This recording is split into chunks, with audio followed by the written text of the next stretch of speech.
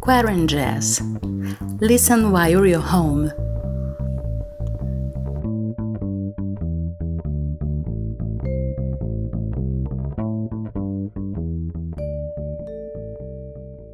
Hello and welcome to the 40th and last episode of QuaranJazz, your weekly update on what the independent jazz scene has been doing during the year of 2020 is coming to its season finale.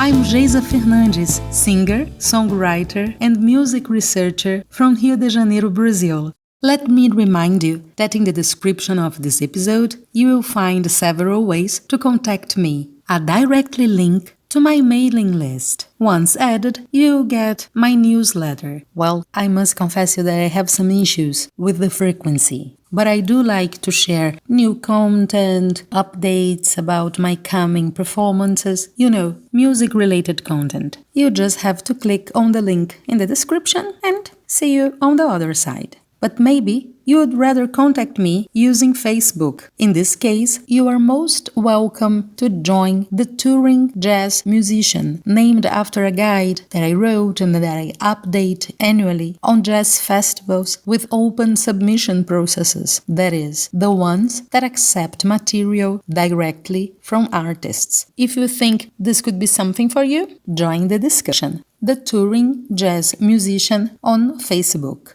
And if you'd like to keep the QuaranJazz mood going on after the episode is over, check out our playlist on Spotify. It includes the songs presented during the episodes and some very nice surprises. I'm sure you're gonna love it. QuaranJazz, the playlist on Spotify. And talking about the playlist, one of this week's updates, it's a song from 1893. Composed by Ernesto Nazaré, one of the great masters in Brazilian popular music. Nazaré was one of the responsibles for mixing the classical music tradition with the music from the streets, the popular rhythms, creating what would become later known as the Brazilian popular music. If you don't know about Ernesto Nazaré, Google it, look for it, it's worth it. The song is called Brejeiro. In 1904, it got its first lyrics. 2013 was Ernesto Nazaré's 150th birthday. For the occasion, the song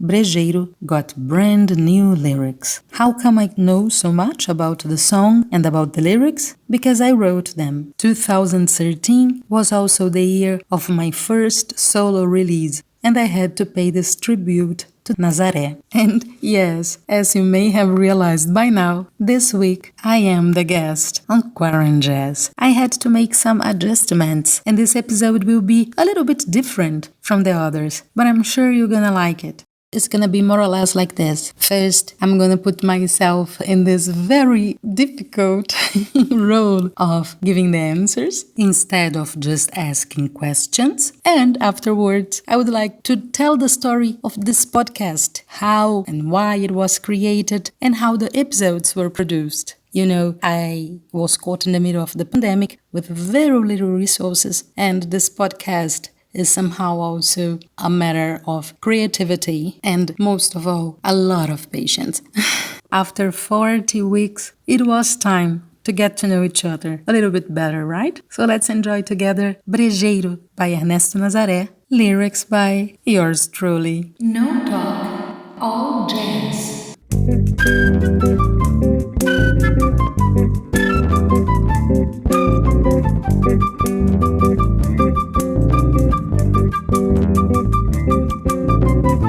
Eu acho graça se brejeira você passa.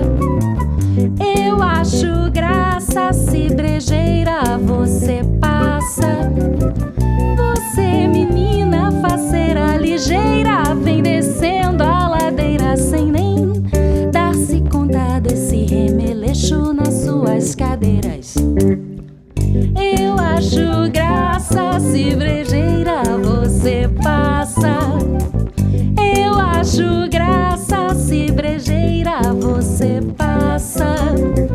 Você, menina faceira ligeira, vem descendo a ladeira sem nem dar-se conta desse remeleixo nas suas cadeiras. Na comieira hasteei bandeira, estendi tapete, fiz alegrete. Passei na sede, se a São José que lhe pago prenda, se a moça me der atenção. Passo no Carmo todo domingo com rebuçado e flor na lapela, mas a donzela se esquiva e segue seu rumo, deixando a deriva o meu coração. Eu acho graça se brejeira você passa. Eu acho graça se brejeira você passa.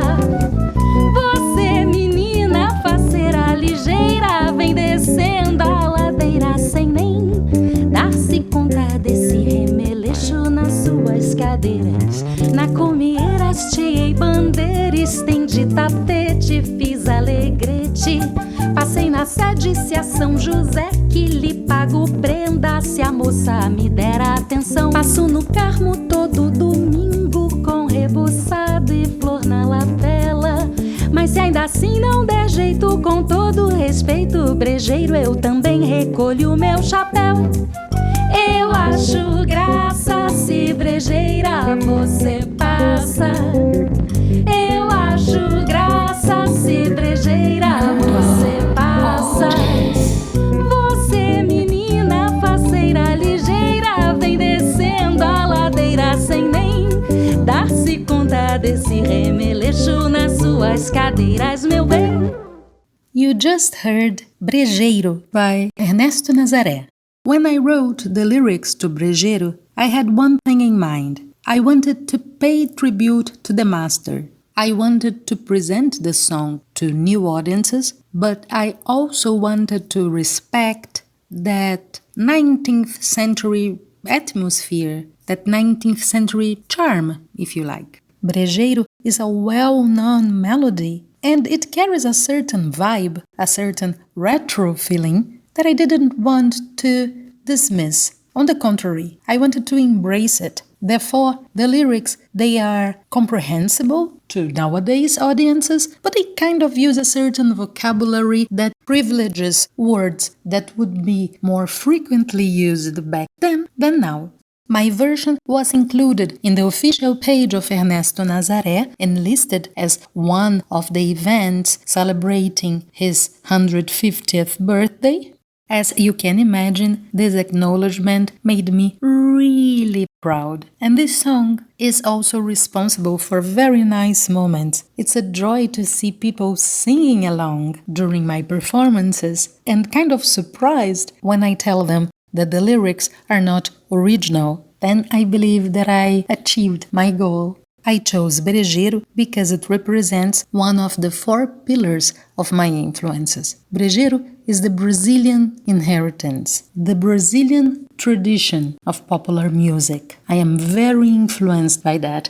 My first solo release was all about paying tribute to this tradition that includes samba, bossa nova, and, as I like to call it, our US cousin, jazz. Traditional vocal jazz, especially from the jazz divas. Billie Holiday, first of all, a huge influence and inspiration to me. And also Ella Fitzgerald, Julie London, Eartha Kitt, Anita O'Day, and of course legends like Bessie Smith, Gertrude Ma Rainey, among many others, are examples of this jazz vocal tradition that I consider my second pillar, my second strongest influence. The French cabaret chanson, as represented by Edith Piaf and Maurice Chevalier, are also part of this influence, and the 4th pillar would be the South American tradition. Right after my first album was released in 2013, I started a research on South American rhythms, specifically those from the region of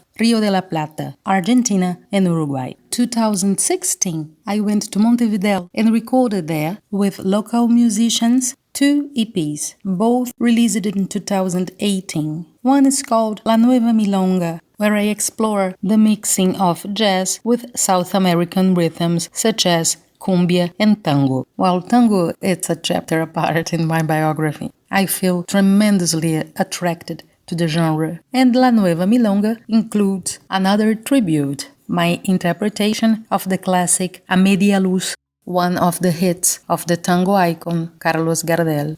Based on the repertoire of this EP, I created the show La Nueva Milonga, presented in Rio de Janeiro and in São Paulo. The last presentation of La Nueva Milonga was 2019, and I had as a guest musician my dear friend Silvano Paliuca Mena, great pianist and composer, who was also a guest here on QuaranJazz. Check it out.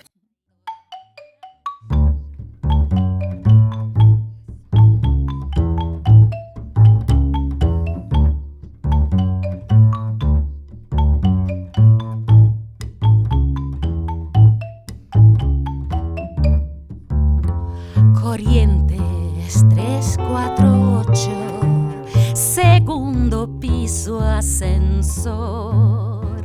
No hay porteros ni vecinos, adentro cóctel y amor. Pisito que puso maple, piano, estera y velador. Un teléfono que contesta, una vitrola que llora, viejos tangos de mi flor y un gato de porcelana pa' que no maulle el amor.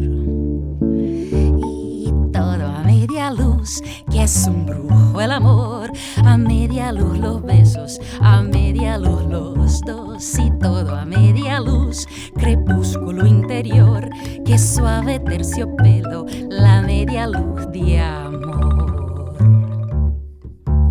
Juncal 1224, telefonía sin temor, de tarde té con masitas, de noche tango y champán, los domingos té danzante, los lunes desolación. Hay de todo en la casita, almohadones y divanes, como en botica coco, alfombras que no hacen ruido y mesa puesta al amor.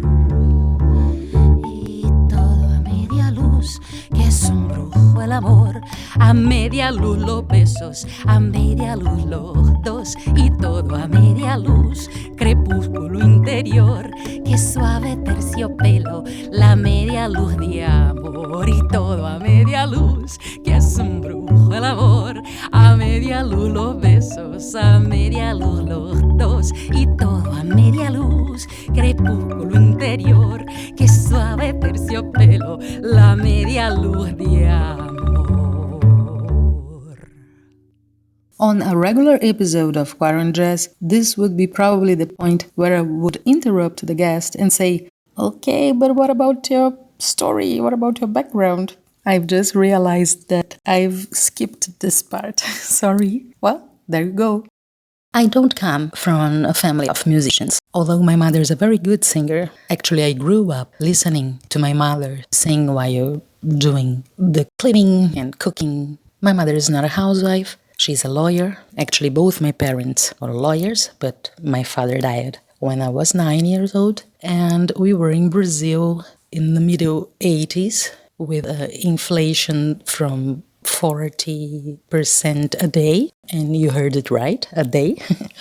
So my mother had to work to provide the money for us to survive. And she herself came from a poor family. She had to struggle a lot for studying and everything. And her message was very clear. Music was something that one should be allowed to do only as a hobby. Never ever think of it as a profession. And that's how I grew up. And I always liked singing and arts in general. I'm also a writer, and I started participating in the contests at school, especially during high school. And there would have been prizes for writing poems and short stories, stuff like that. But anything more serious than that was definitely not welcome. I learned the message and I did my best. My undergraduate studies were in history, and later on I did my master's and my PhD in communication sciences. I'm an expert in visual arts, mainly caricatures, comics, graphic novels, and such. And then, 2016, in October, a very important person in my life, my mother's sister, who was a kind of second mother to everyone, she had a heart attack and stayed for 40 days at the hospital under intensive care. And I stayed with her at the hospital most of the time, well, basically the whole day, because I was not allowed to stay at night, holding her hand, singing for her, and I don't know if you had this sort of experience in your life. It's a very, very strong, very powerful thing. It's something that turns your world upside down. Well, more or less what we are all experiencing right now.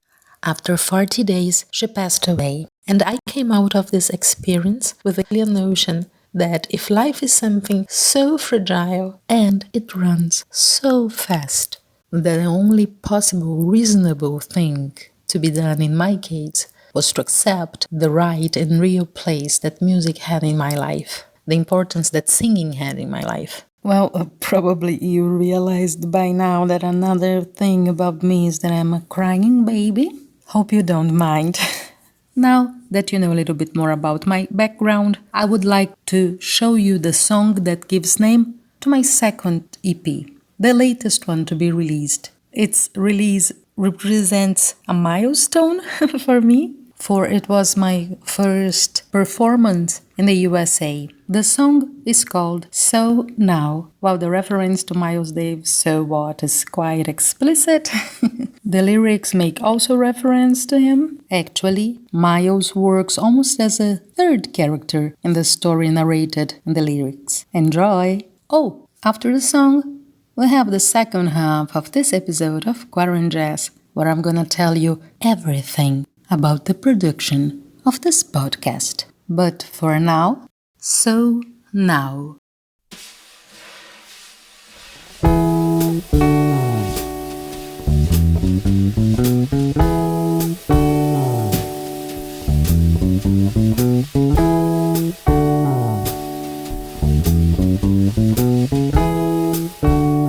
So now you try to convince me this world is not made for me, and I should better just let it go.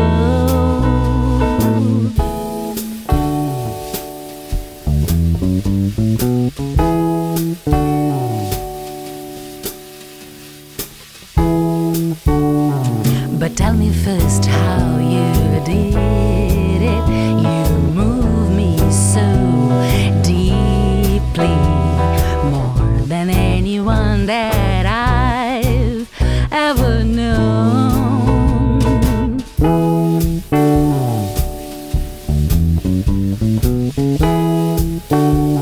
So now you're crazy about my new song, and miles being played for quite a long time. I wonder whether it's too late for a cab. So now I keep waiting for your call, but you've decided not to show up. And honey, maybe this was all for the best. Sweetie, maybe this was all for the best. Okay, and this is the second part of the last episode of QuaranJazz. Now that you know a little bit more about me, that we are more friends, I would like you to know the story of this podcast.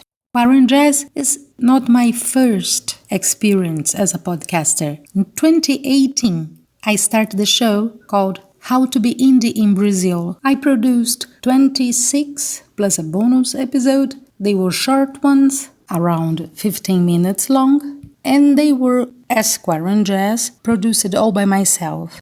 For How to Be Indie in Brazil, I used it to record the episodes in the bathroom, because I believed in that myth that the acoustics of the bathroom is usually the best one if you want to improvise a recording studio condition or something similar to it. Anyway, I didn't go for a season 2 because I accepted an invitation and started writing articles for a magazine called The Old School Project. I used to write articles mostly about Latin musicians, but not only, in short written interviews introducing them to a larger audience. Now, cut to March, when the pandemic was already a reality, but a very new one, and nobody really knew what to do. So basically, when we were trying to understand the new reality around us, there was a very nice discussion going on a group on Facebook that I take part of named Jazz Fuel Community, created by Matt Fripp, who is in charge of Jazz Fuel. It's an important name in the jazz scene, an important page as well. And we were there in our Jazz Fuel community, a bunch of musicians trying to digest what was happening. And then I came with the idea of producing a podcast so that musicians could tell what they were doing, how they were trying to cope with that situation, and also to inform what was going on in their area. So, bothly to entertain and to inform. My colleagues found it was a nice idea. On the same night, I came out with the name QuaranJazz, and the same night I created the art for the covers, the logo, the intro. And I think it's a sign of the time, the sign of that time, when we were really rushing and craving to express ourselves somehow. Well, first there was a bitter reality shock, because I found out that with that previous podcast, How to Be Indie in Brazil, I had almost reached the amount of free space available in the Hub platform where I upload the episodes. But then it was too late. I had already a first guest scheduled, and then I decided to go for the paid plan. Maybe not exactly the wisest thing to do in a year such as 2020, when basically almost all musicians lost money. But anyway, it was too late. QuaranJazz was already there. And the fact that I had already someone willing to take part in my idea made me think that was something that I had to do. And I certainly thank you, Felix Biller. Hope you're listening to this episode. For those who are having a first experience with QuaranJazz, Felix Biller was my first guest in QuaranJazz 1. An excellent musician, very interesting narrative. His commitment to the project, the way he took it seriously, it was essential for me at that point of time, and I thank him very, very much for that. With the episode number 1, I established some guidelines for the narrative. It was clear for the audience that we were not in the same place. After all, social distancing was exactly in the core of the dramaturgy of this podcast. But I also didn't want it to sound as a pre-recorded thing. I thought it would bring an even harder feeling of being isolated to the listener. So I wanted to keep the podcast in this gray zone. Are they having that conversation right now? Or is it a pre-recorded one? And if at least by one episode you had the impression that I was having a live conversation, my mission is accomplished. Although I am aware that it's changed a lot during the episodes. In the very first moments of the pandemic, I didn't want to interfere very much. Actually, I didn't want to interfere at all. I basically listened to the information brought by the guest. There was a feeling of urgency, and this need to communicate at that point of time made me also bring the audios with almost zero edition. But as the months passed, the pandemic became our routine. And although we still have problems to understand this new normal, it was already not anymore the same feeling. Basically, people didn't sound that frightened anymore. Well, it doesn't mean that they were not sad and upset about all the cancellations and stuff, but they knew already they would have to move on. And QuaranJazz became a little bit lighter.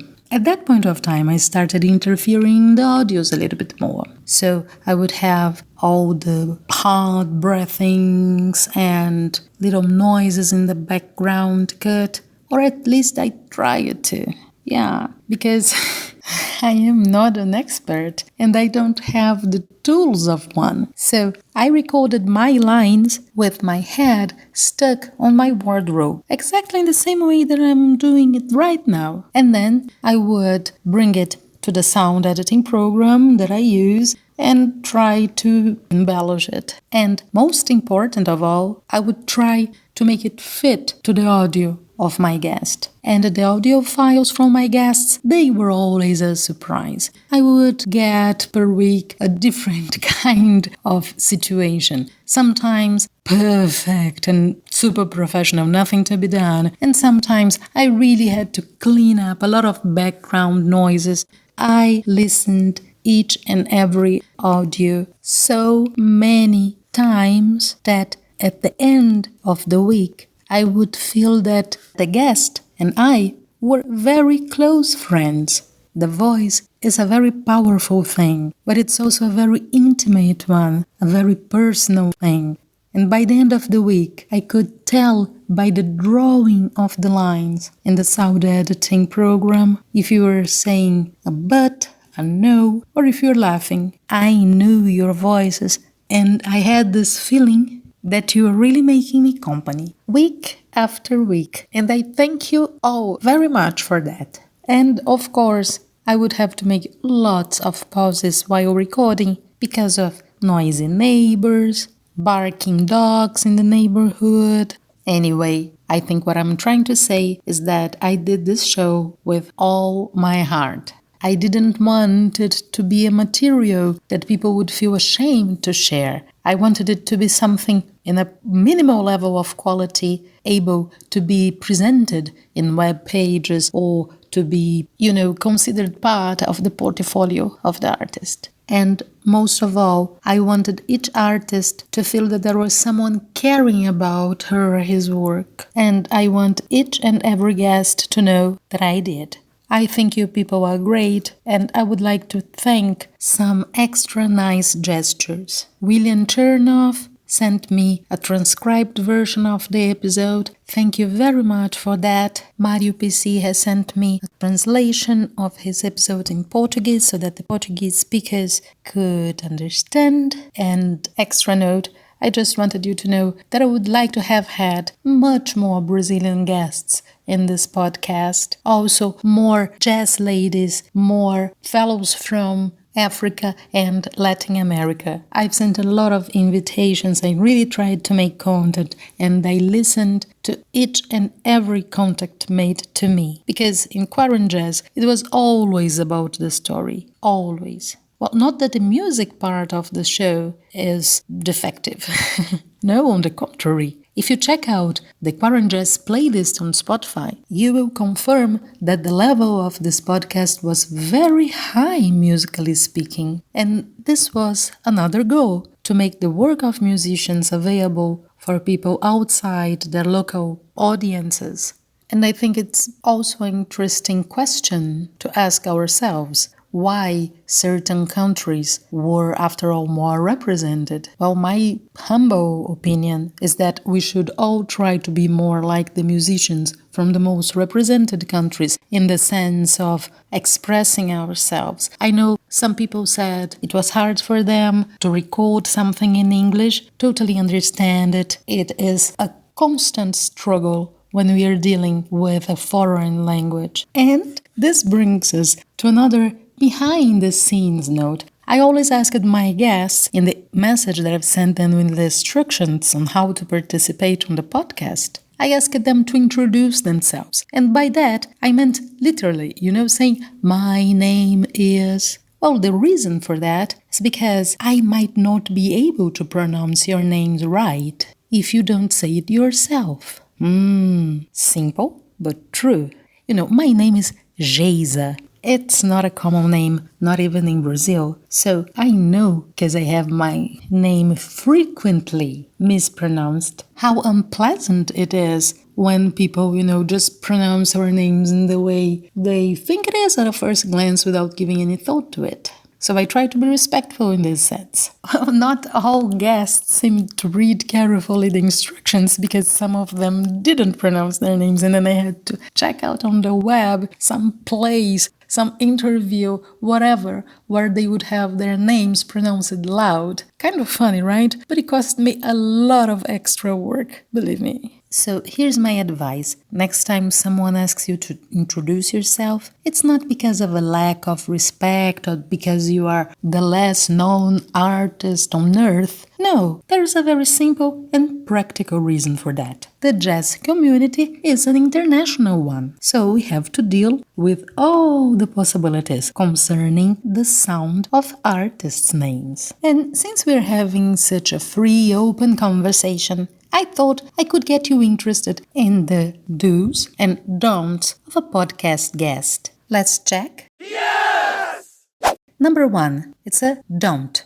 Do not try to change the show. Exactly that. Believe it, I had some proposals of people who would like to take part in QuaranJazz, but they didn't want it to be as an audio. They wanted it to be in a video format. Or even after explaining them that the show was recorded, they wanted to have their participation live. And I have nothing against the requests themselves. They are okay, but not for this podcast. Now imagine you are invited to a birthday party on Saturday night, and then you say, "Oh, I would love to go, but can you please change it for Sunday brunch?" I didn't mind. I simply explained my point. But I wonder how professional journalists would react to that. I think it makes everyone a little bit upset because each show has its own storytelling, its own dramaturgy, its own way of presenting the ideas. And if you change it, you lose the point. You lose the show's soul.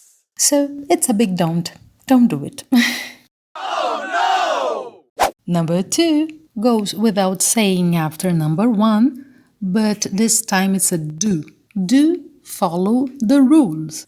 If the host asks you to send the files in a particular way, for instance, using Dropbox or WeTransfer, well, do it. Even if you'd rather prefer to use another platform or just send your voice recordings through WhatsApp. There is a reason why the host is asking that. It follows a certain organization. For professional journalists, this may imply in the rules of the house. So you can either decline an invitation, and that's fine. No one gets mad because of this. But once you've accepted an invitation, podcast, radio show, TV interview, play the game. Please, that includes the amount of time that you have reserved for you. As you can see, QuaranJazz episodes, they vary a lot. Some of them are very short, some of them are very long, and this comes exactly because of this unattended rule. I'm not saying that's a problem for the QuaranJazz listener, but it can be a very big problem in other media. So believe me, it's good advice. And once you're playing by the rules, number 3 is about showing your best. And I'm not saying this in the sense of only talking about good things that happen in your life or the highlights of your career. As a matter of fact, it's very boring when someone comes with a narrative that from minute 0 up to the end, it's only pointed with great stuff. You know why it's so boring? Because we are not like this, because we are all humans, and we know that we all have our shady sides, we all have failures and projects that were completely mistaken in our lives. You know, this kind of thing. Also very interesting, don't be afraid of it. But I'm not talking about it. I'm talking show your best in the sense of what is asked for you to do. In a very practical example, if you're invited to a podcast and you're supposed to send audio files, try to find a silent place to record these audios. It makes a huge difference. And look who is talking. The lady with the head and the wardrobe. But that's the best that I could have. If you can do better, go ahead. And this goes for any invitation. Audios or videos. I know that even in the pandemic, we were all busy people, maybe even busier than in the normal times. The new normal is really a challenge. And I am aware that this is not the most famous podcast in the world, but you know what I'm also aware of? That each guest is unique. And if people listen to some material that you've sent, to a show that you're invited, or to a gig you want to get, a festival you want to take part in, and you sound lousy, people may have problems to realize how unique you are. Each show, each podcast, each gig is very important because you are taking part in it. So act accordingly. Number 4, do your homework. What do I mean by that? If you're invited to an interview, any forum, check out what it's about. The most interesting episodes are the ones when my guest clearly had an idea what a show was about. And because they took their time and listened to one of the episodes, they could, again, play the game much easier. The same goes for an interview. You have to know at least something about the journalist, read a previous article, whatever. But try to inform yourself. It makes all the difference for the final results and makes the chances that you're going to be invited again much higher. Think about it. And last but not least, number 5, being nice is optional, but being a professional is an obligation. That means that you don't have to thank the person that invited you to an interview, any kind of gig, but once you accepted to take part in a show, professional behavior is mandatory, and that includes replying to important messages, minding deadlines, and such. Well, and the thank you message is always very nice. Remember, life is all about details. Well, my dear listener, the last episode of QuaranJazz is coming to an end. As you know, there are several ways to keep this conversation going. Check the description of this episode and you will find the link to my mailing list. You will find also a link to my webpage, geisafernandes.com, and the contact form there works. Try it and you'll see. You'll also find a link to the QuaranJazz playlist on Spotify. No talk, all jazz. With all the songs presented during the episodes, some nice surprises as well, and the link to the Social Distancing Festival. I know that I've been repeating it quite a lot, but if you haven't checked this amazing call for action, go for it now. The Social Distancing Festival believed in QuaranJazz from the very beginning and included the podcast on their webpage. Thank you so much for that. I failed to find the words to express my gratitude to you guys. Thank you very much indeed, sincerely. And also a huge thank you to all my guests. Some jazz ladies were especially supportive and had written me and given me feedback on the show. Thank you very, very much. Yuli Falkovic, Leslie Wells, Andrea Black, Saul Jang, Andrea Wolper, Arlette Hovenha, Lauren Bush. Thank you for the very supportive messages. I really want this to be the first of many future collaborations. All of you, all my guests, are now part of my story as well.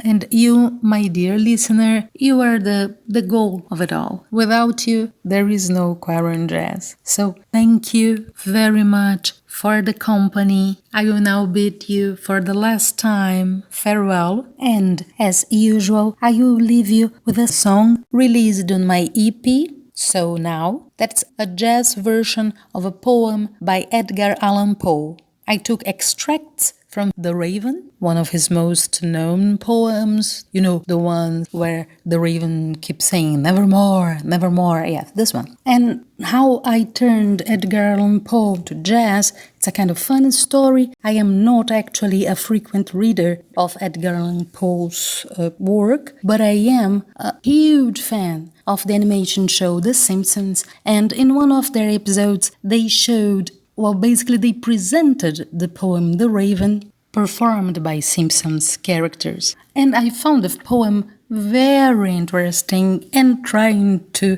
get more information about it. So I looked for the complete version of the poem and started reading it. And while reading it, the melody from the words, they became clear to me. And they were pure jazz. Nevermore points out a route that I definitely want to follow in future works, and it suits so nicely as a closure for a season finale episode, because QuaranJazz also Nevermore. This is Geisa Fernandes, singer, songwriter, and music researcher from Rio de Janeiro, Brazil. Thank you very much for the ride. I really enjoyed it. Muito obrigada. And now, ladies and gents, Nevermore.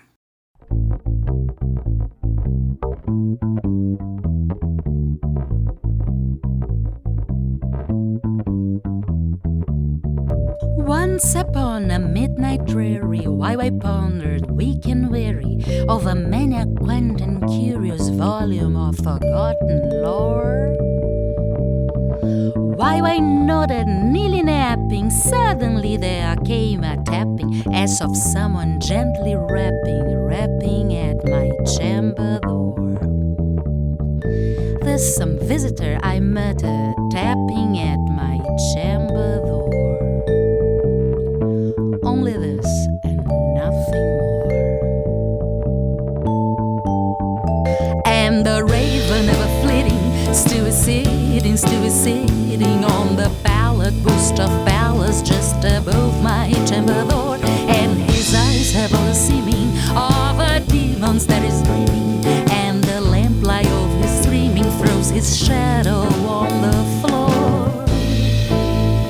And the silk and satin certain rustling off each purple curtain filled me with fantastic terrors never felt before. So then out to still the beating of my heart, I stood repeating, there's some visitor entreating entrance at my chamber door. Some late visitor entreating entrance at my chamber door. This it is and nothing more.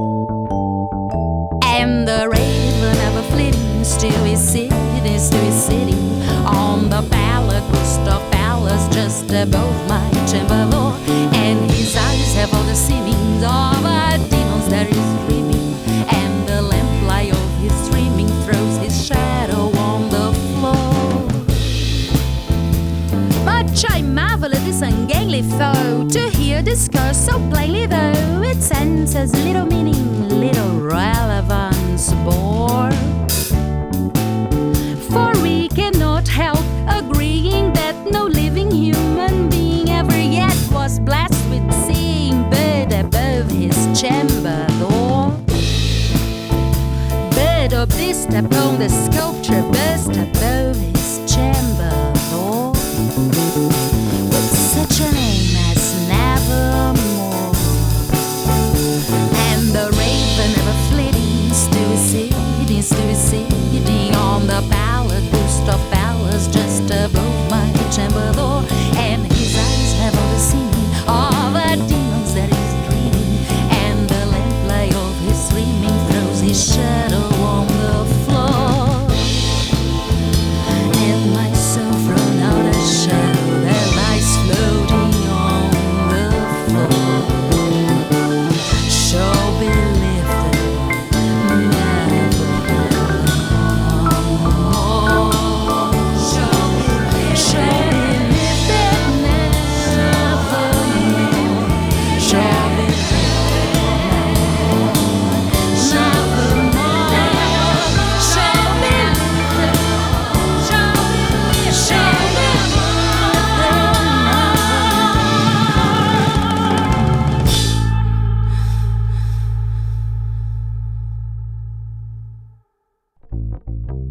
QuaranJazz. Listen while you're home. QuaranJazz, a podcast by Geisa Fernandes.